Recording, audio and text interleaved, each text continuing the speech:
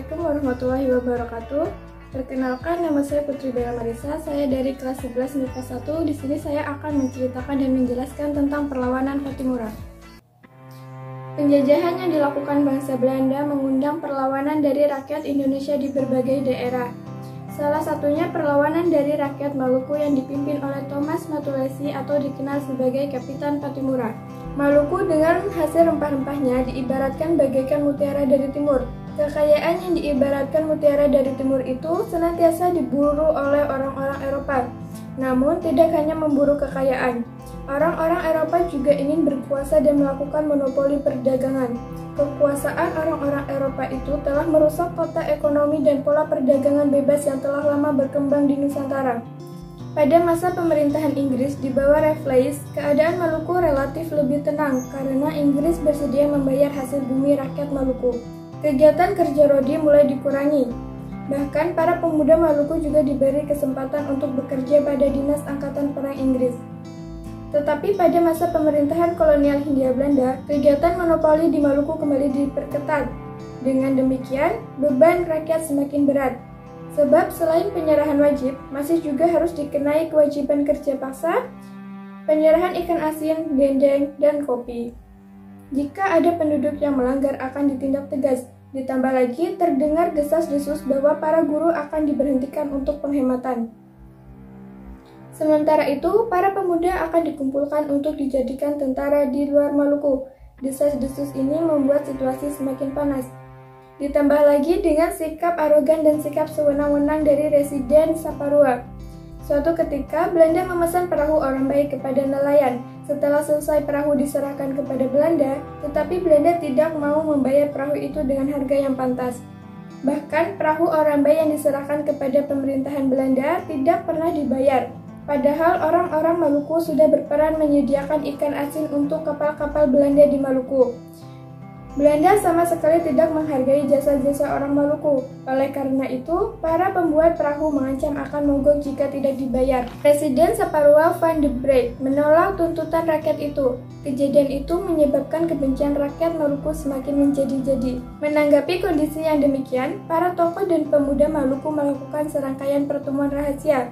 Sebagai contoh, telah diadakan pertemuan rahasia di Pulau Haruku, pulau yang dihuni orang-orang Islam. Selanjutnya, pada tanggal 14 Mei 1817, di Pulau Saparua, pulau yang dihuni orang-orang Kristen, kembali diadakan pertemuan di sebuah tempat yang sering disebut dengan hutan kayu putih. Dalam berbagai pertemuan itu, disimpulkan bahwa rakyat Maluku tidak ingin terus menderita di bawah keserakahan dan kekejaman Belanda. Oleh karena itu, mereka perlu mengadakan perlawanan untuk menentang kebijakan Belanda. Thomas Matulesi yang kemudian terkenal dengan gelarnya Pattimura dipercaya sebagai pemimpin. Pengalaman bekerja di Dinas Angkatan Perang Inggris diyakini dapat menguntungkan rakyat Maluku. Gerakan perlawanan dimulai dengan menghancurkan kapal-kapal Belanda di pelabuhan. Para pejuang Maluku kemudian menuju benteng Dorstad.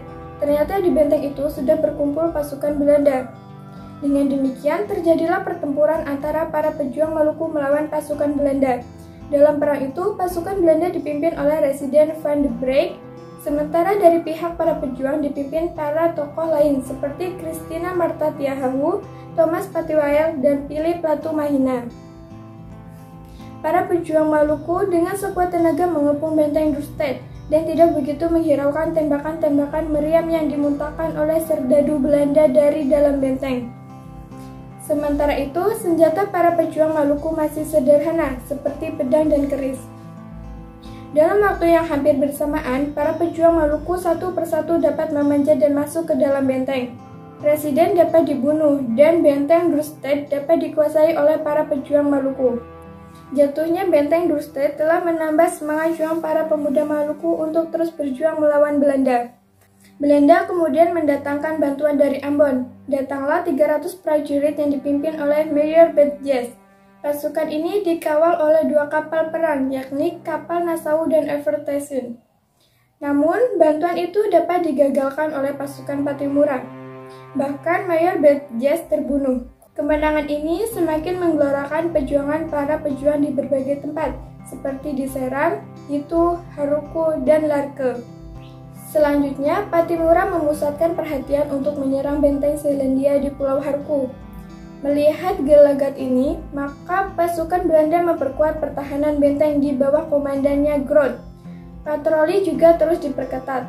Oleh karena itu, Pattimura gagal menembus benteng Zeelandia. Upaya perundingan mulai ditawarkan, tetapi tidak ada kesepakatan. Akhirnya Belanda mengerahkan semua kekuatan termasuk bantuan dari Batavia untuk merebut kembali benteng Dorstad.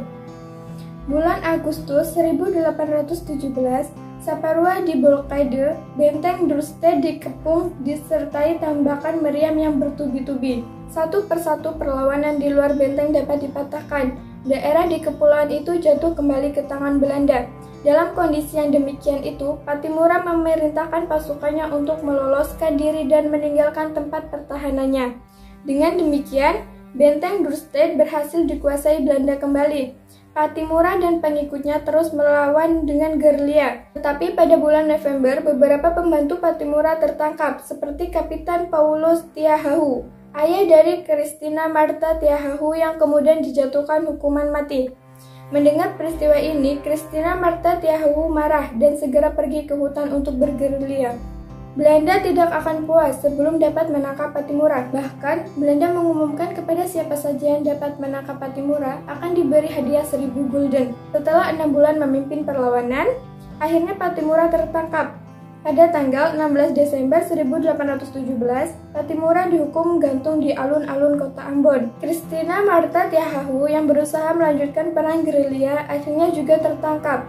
Ia tidak dihukum mati, tetapi bersama 39 orang lainnya dibuang ke Jawa sebagai pekerja rodi. Dikisahkan bahwa di dalam kapal, Christina Martha Tiahahu mogok tidak mau makan dan tidak mau buka mulut. Ia jatuh sakit dan akhirnya meninggal pada tanggal 2 Januari 1818. Jenazahnya dibuang ke laut antara Pulau Baru dan Pulau Tiga. Dengan demikian berakhirlah perlawanan Pattimura. Sekian cerita dan penjelasan dari saya.